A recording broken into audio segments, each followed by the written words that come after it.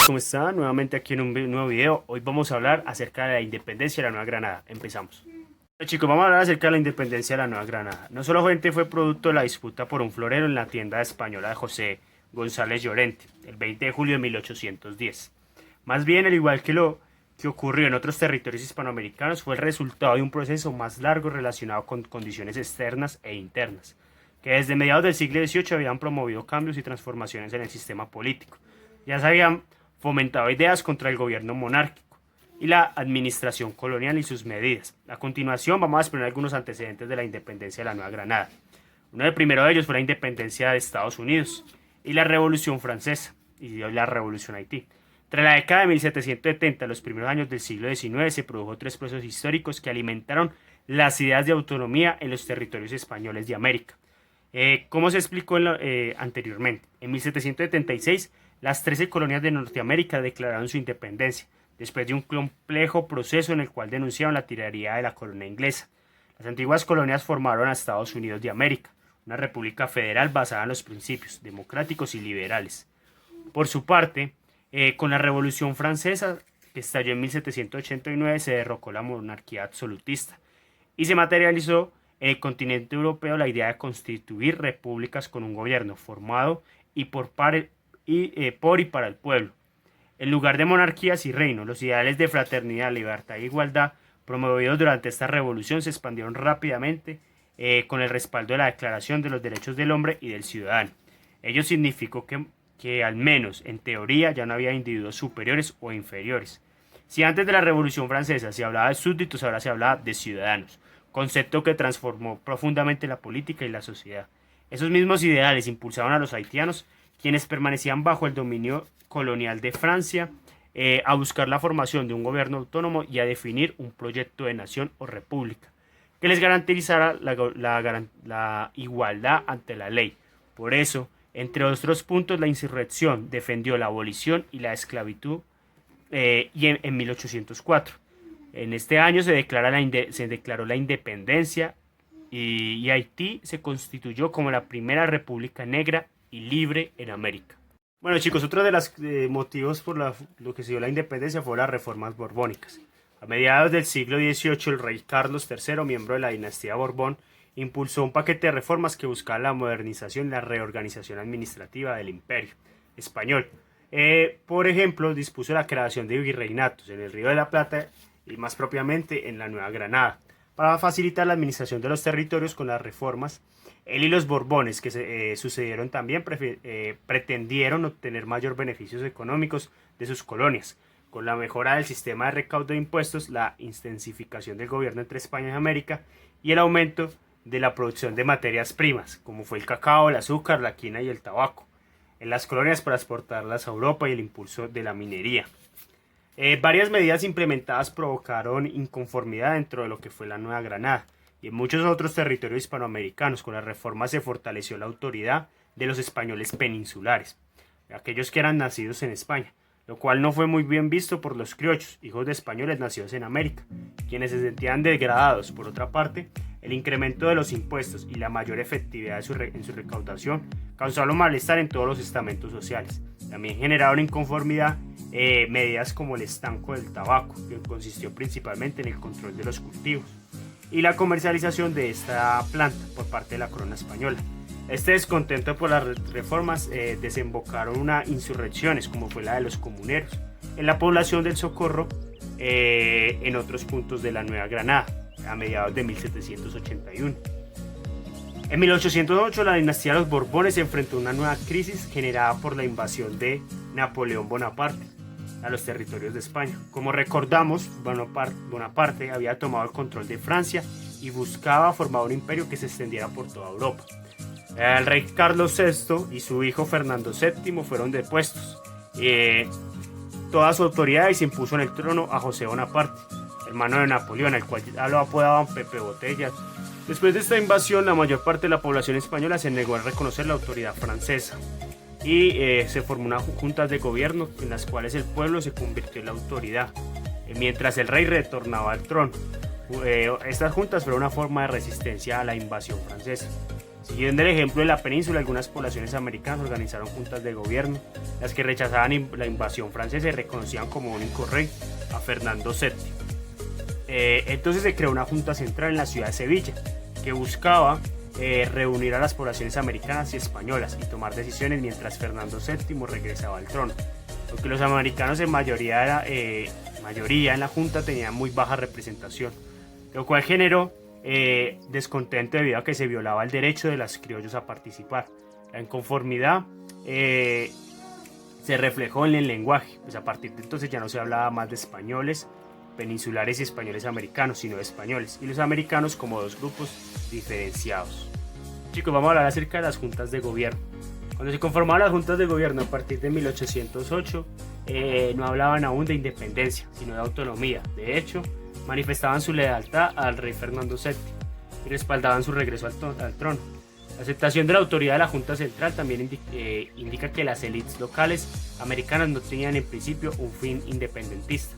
Sin embargo, poco a poco crecieron las inconformidades con la Junta Central y la idea de un gobierno independiente fue cobrando fuerza en algunos círculos intelectuales. Las ideas políticas republicanas fueron tomando impulso y se defendió el propósito de terminar la relación con la monarquía en 1814. Fernando VII regresó al trono e inició un proceso de reorganización del imperio. Mientras las juntas organizadas en la península fueron vistas como heroicas en defensa del rey, las juntas americanas fueron tratadas como revoltosas frente a la monarquía. Así la corona española decidió invadir por medio de expediciones militares para reprimir a los que los consideraban rebeldes. Y los americanos, al tener que defenderse, terminaron involucrándose en luchas por independizar definitivamente España. Mientras las ideas independentistas iban ganando terreno, se proclamaban abiertamente a escala local en ciudades como Cartagena en 1811, Santa Fe en 1810 y Tunja en 1813. Los criollos no se ponían de acuerdo sobre la forma de administrar el territorio y surgieron dos tendencias, una centralista y otra federalista, la cual vamos a observar más adelante en la clase.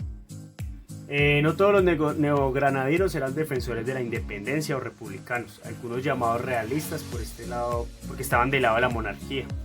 Creían que debía mantenerse el vínculo con España y que la independencia era un acto que iba en contra de la orden natural y sus propios intereses económicos y políticos. Dado que el rey era considerado el representante de Dios en la tierra, los realistas más religiosos consideraban que negar la autoridad del monarca era cometer un grave pecado. Además de estas consideraciones religiosas, algunos criollos y algunos indígenas, beneficiarios de privilegios o de las políticas de la corona, temían quedar en desventaja frente a un nuevo gobierno independiente. Por ejemplo, la corona española había concedido y protegido el acceso a grupos indígenas a las tierras de resguardo. En contraste, muchos criollos y republicanos estaban de acuerdo con que dichas tierras fueran quitadas a los indígenas para poder comerciar con ellas. Por esa razón, algunos grupos indígenas se declararon realistas. Formaban parte de la población realistas de Santa Marta y Pasto, mientras que entre los independentistas se destacaban entre ellos Cartagena y Socorro. La lucha entre ambos bandos no solo se hizo mediante las armas, sino también a través de imágenes y discursos. Por ejemplo, los sermones en las iglesias fueron utilizados para difundir la postura que tenían los sacerdotes de uno u otro bando. Así, se leían libros bíblicos que podían ser interpretados como invitación a la obediencia al rey o como respaldo a la independencia. Con el regreso de Fernando VII al trono, con el propósito de defender el imperio español frente a nuevas invasiones, ese propósito implicaba reafirmar el control sobre los territorios americanos, cuyas juntas de gobierno se consideraban como intentos de insurrección, a pesar de que muchas de ellas pedían el regreso del rey. Con tal fin fueron enviadas varias expediciones militares para reprimir a los rebeldes y someter a la población a la autoridad del rey de España. En la Nueva Granada, esta campaña de reconquista fue comandada por el militar español Pablo Murillo. Después de pasar por costas venezolanas, Pablo Murillo llegó a Cartagena, ciudad que sitió desde finales de 1815 y por más de 100 años. Al final del sitio, los habitantes de la ciudad se rindieron ante las tropas españolas. Todas las personas sospechosas de traición por participar en el proceso independentista fueron fusiladas. Este suceso se conoce como el fusilamiento de los mártires de Cartagena. A lo largo de 1816, las tropas realistas ingresaron al territorio neogranadino y ocupaban lugares estratégicos, incluido Santa Fe. En adelante, hasta 1819, se implementó lo que se conoció como el régimen del terror. Consistió en imponer destierro o pena de muerte a todos aquellos que eran causados o sospechosos de rebelarse contra la corona. Entre los personajes que murieron a manos de la tropa Murillo están Policarpa Salavarieta, Antonio Santos, Camilo Torres, Francisco de José de Caldas y Jorge Tadeo Lozano. Bueno, vamos a hablar acerca de la campaña libertadora. La expedición de Pablo Murillo siguió el nombramiento del virrey Juan Sámano en 1818. Con el aumento de los decomisos y las exportaciones de bienes por sostener las tropas españoles, se intensificó la persecución de guerrillas que combatían a los españoles, especialmente en el oriente del virreinato. Durante esta época, muchos republicanos se alzaron en armas para alcanzar la independencia definitiva. En el norte de Sudamérica, la campaña de Simón Bolívar fue liderada por el venezolano, considerado libertador de Venezuela, Colombia, Ecuador, Perú y Bolivia.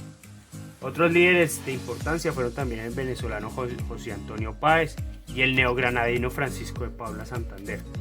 Los grupos de combatientes conformados por mestizos, mulatos, afrodescendientes, indígenas, mujeres y extranjeros, entre otros muchos británicos, buscaban expulsar a los españoles desde sus territorios. La conformación de un ejército republicano organizado encabezado por Simón Bolívar se combinó con el accionar de guerrillas, pequeños grupos que impedían el paso de tropas españolas, generaban combates locales y de menor importancia, pero que desgastaban a las tropas realistas. La mayoría de estos grupos provenía de los llanos orientales para lograr mayor efectividad mediante ataques inesperados. Estas tropas buscaban atravesar la cordillera de los Andes por los puntos más inhóspitos y así pasaron por el páramo de Pispa y lograron ingresar al altiplano cundiboyacense. En el altiplano libraron dos batallas relevantes contra los realistas, la del Pantano de Vargas del 25 de julio de 1819 y la del Puente de Boyacá del 7 de agosto de 1819. Deja un like si estás viendo el video del 7 de agosto, que salió de la independencia de la Nueva Granada. La noticia llegó al virrey Sámano, que huyó hacia Cartagena, mientras las tropas españolas se dirigían al suroccidente, rumbo a Popayán con las batallas de Córdoba en 1821, Pichincha en 1828 y Ayacucho en 1824. Se logró la independencia de Venezuela, Ecuador, Perú y respectivamente. Bueno chicos, esto fue todo por el día de hoy. Muchas gracias, espero que tengan un feliz fin de semana. Chao, chao.